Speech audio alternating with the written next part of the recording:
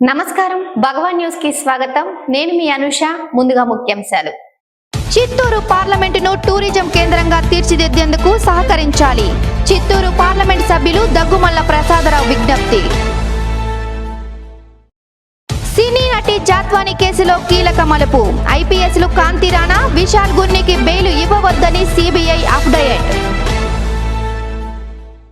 ఆంధ్రప్రదేశ్ ప్రజలకు విద్యుత్ షాక్ పెరిగిన విద్యుత్ ఛార్జీలు అమలు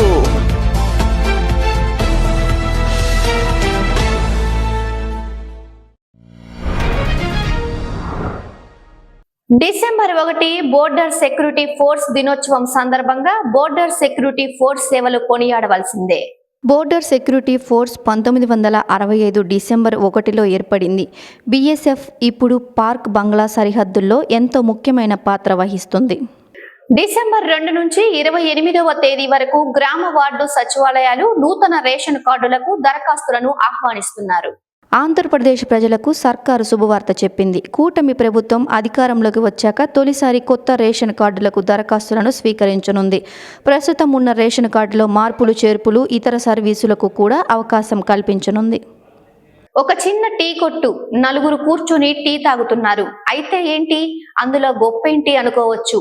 ఆ నలుగురు కేరళ రాష్ట్ర మంత్రులు వారి ఆర్భాటం చుట్టూ భద్రతా సిబ్బంది 5 నక్షత్రాల హోటల్స్లో టీ తాగుతారు. అయితే ఈ మంత్రుల పరిస్థితి అందుకు భిన్నంగా 6 బయట టీ కొట్టులో మామూలు మనుషుల్లాగా ఆర్భాటాలు లేకుండా సెక్యూరిటీ లేకుండా టీ తాగుతూ కనిపించారు. నిజంగా వీరు మంత్రులేనా అనే అనుమానం కలగక మానదు. ప్రజలతో కలిసిపోయి నిత్య అభివృద్ధి కోసం పరితపించే సీఎం పార్టీ మంత్రులు comrade Prasad, comrade Rajesh, comrade సాధిచరణ్య, కామ్రేడ్ రాజీవ్ టీ స్టాల్లో టీ తాగుతున్న దృశ్యం అందరికీ ఆచరణాత్మకమైన జీవితం అవలంబించేలా సందేశాన్ని ఇచ్చేలా ఉంది. Acharya Nagarjuna university ladies hostel మెస్సులో విద్యార్థులకు వడ్డించే సాంబార్లో కప్ప కనిపించడంతో విద్యార్థులు నిరసన వ్యక్తం చేస్తున్నారు. భోజనంలో నాణ్యత లోపిస్తుందని, వారం రోజుల క్రితం జెర్రీ వచ్చిందని, ప్రస్తుతం కప్ప దర్శనమిచ్చిందని విద్యార్థులు మొత్తం హాస్టల్ బయటకు వచ్చి నిరసన వ్యక్తం చేశారు.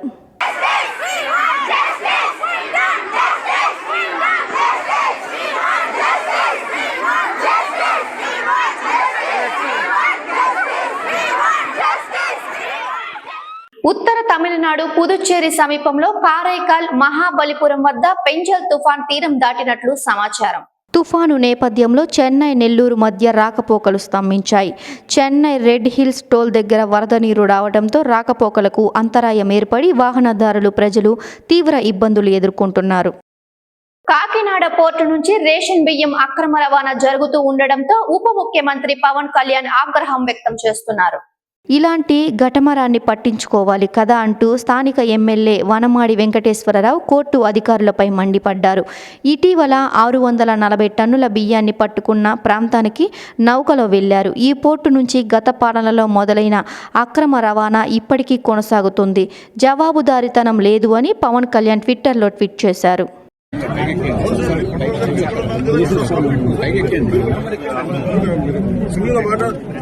కూర్చొని ఏమంటాడు అక్రమ రవాణా జరుగుతున్నాయమ్మా మీరు కూడా కాకుండా ఎట్లా మన పొలిటికల్ లీడర్స్ బాధ్యత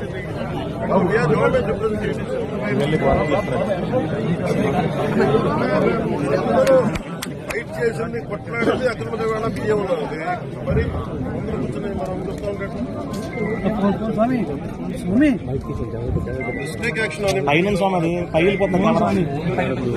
ఆంధ్రప్రదేశ్ లో ప్రజలకు విద్యుత్ షాక్ తగిలింది. నేటి నుంచి విద్యుత్ ఛార్జీలకు పెంపునకు ఈఆర్సీ అనుమతి ఇచ్చింది. 2023-24 సంవత్సరానికి 9,412 కోట్ల ఇంధన సర్దుబాటు ఛార్జీలను వసూలు చేయాలని ఆదేశించింది. యూనిట్కి 92 పైసల చొప్పున ఈ రోజు నుంచి 2026 నవంబర్ వరకు వసూలు చేయాలని అంది. 94,12 కోట్లతో వ్యవసాయ విద్యుత్ రాయితీ 1,500 కోట్లను ప్రభుత్వం చెల్లించాల్సి ఉంటుంది. దాదాపు 7,912 కోట్లు ప్రజలపై భారం పడనుంది. కార్తీక మాస అమావాస్య సందర్భంగా అమ్మవారి దేవస్థానంలో 70వ అమావాస్య వామ దివ్య కార్యక్రమాలు వైభవంగా జరిగాయి. కార్యక్రమంలో రాష్ట్ర దేవాదాయ శాఖ కమిషనర్ ఎస్ సత్యనారాయణ కుటుంబం సభ్యులు, ఆంధ్రప్రదేశ్ హైకోర్టు న్యాయమూర్తి జస్టిస్ టి మల్లికార్జున దంపతులు, ఆదాయ పన్ను శాఖ కమిషనర్ దేశ్పాల్ సింగ్ పాల్గొన్నారు.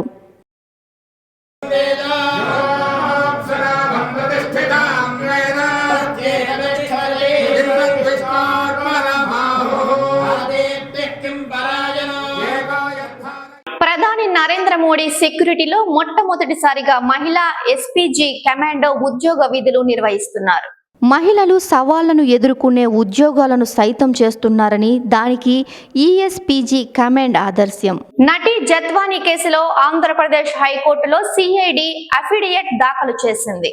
జాత్వానికి కేసులో ఐపీఎస్లు కాంతి రాణా, విశాల్ గున్నికి బెయిల్ ఇవ్వవద్దని సిఐడి అఫిడవిట్ దాఖలు చేసింది.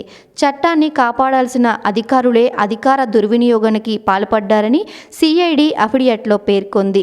ఐపీఎస్లను కస్టోడియల్ విచారణ చేయవలసిన అవసరం ఉంది.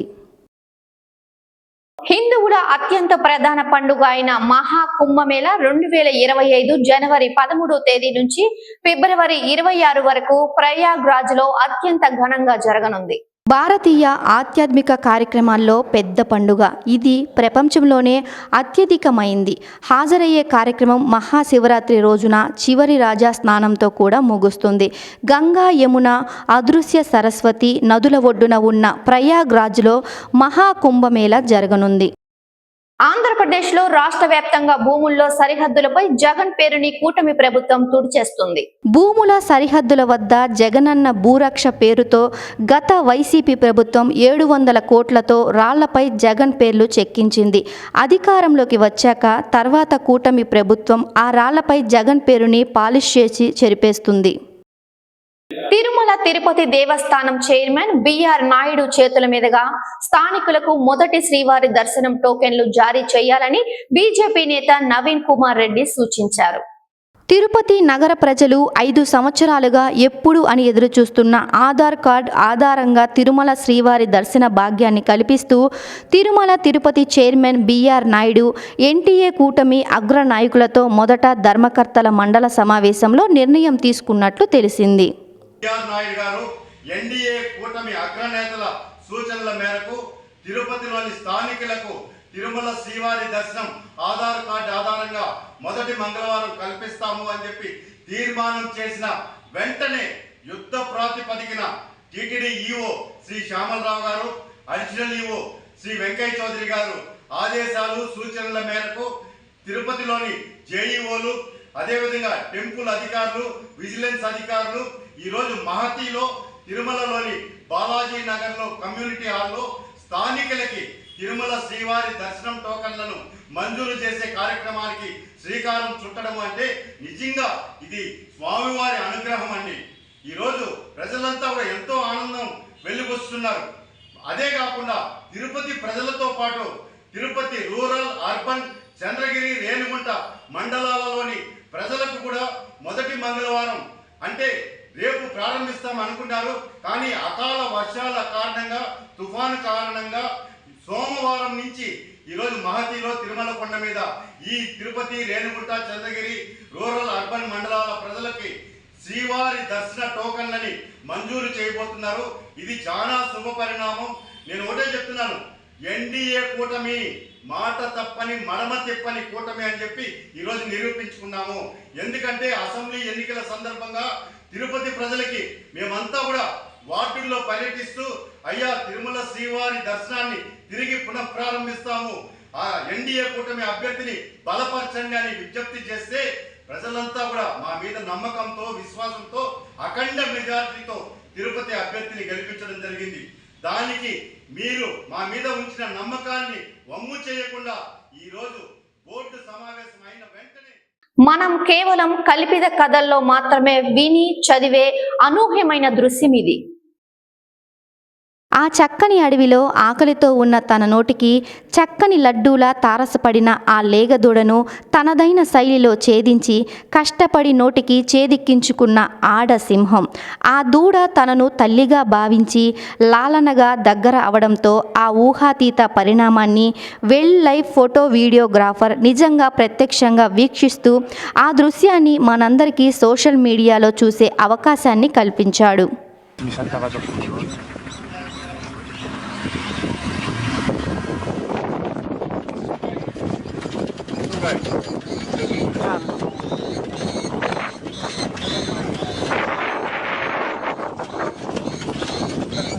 Ciao, c'è pure di noi.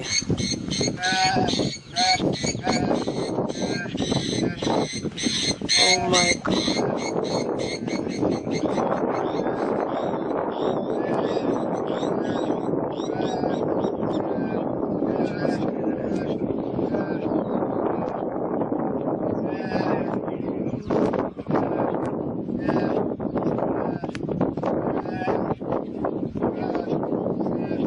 Sembra che ti dica prendimi, che tanto non ce l'ha mia mamma.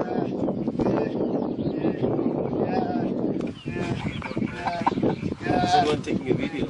I'm taking.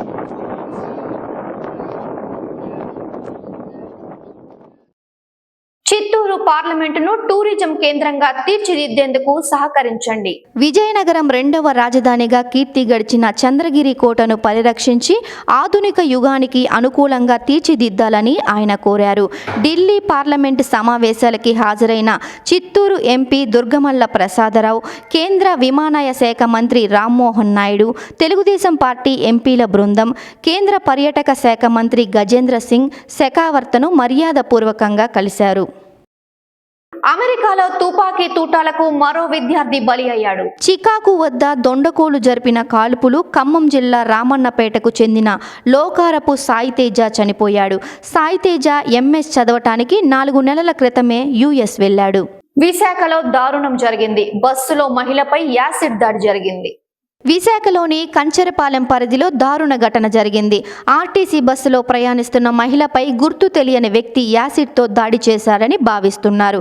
ఈ ఘటన గిరిజాలకు వెళుతున్న బస్సులో ఐటీఐ జంక్షన్ వద్ద జరిగింది. బస్సులో ప్రయాణిస్తున్న 3 మహిళలు గగోలు పెట్టడంతో డ్రైవర్ వెంటనే బస్సు ఆపి స్థానికుల సహాయంతో బాధితులను సమీపంలోని హాస్పిటల్కు తరలించారు. కంచరపాలెం సీఏ చంద్రశేఖర్ ఘటనా స్థలానికి చేరుకుని విచారణ ప్రారంభించారు. వార్తలు ముగించే ముందు ముఖ్యాంశాలు మరొకసారి. చిత్తూరు పార్లమెంటును టూరిజం కేంద్రంగా తీర్చిదిద్దేందుకు సహకరించాలి. చిత్తూరు పార్లమెంట్ సభ్యులు దగ్గుమల్ల ప్రసాదరావు విజ్ఞప్తి.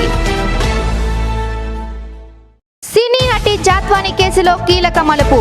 ఐపీఎస్లు కాంతి రాణా, విశాల్ గుర్నికి బెయిల్ ఇవ్వవద్దని సిబిఐ అప్డేట్.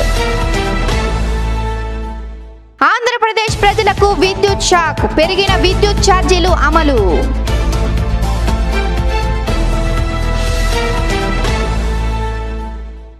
ఈ వార్తలు ఇంతటితో సమాప్తం. తిరిగి మరో బులెటిన్లో మళ్ళీ కలుసుకుందాం. అంతవరకు సెలవు. నమస్కారం.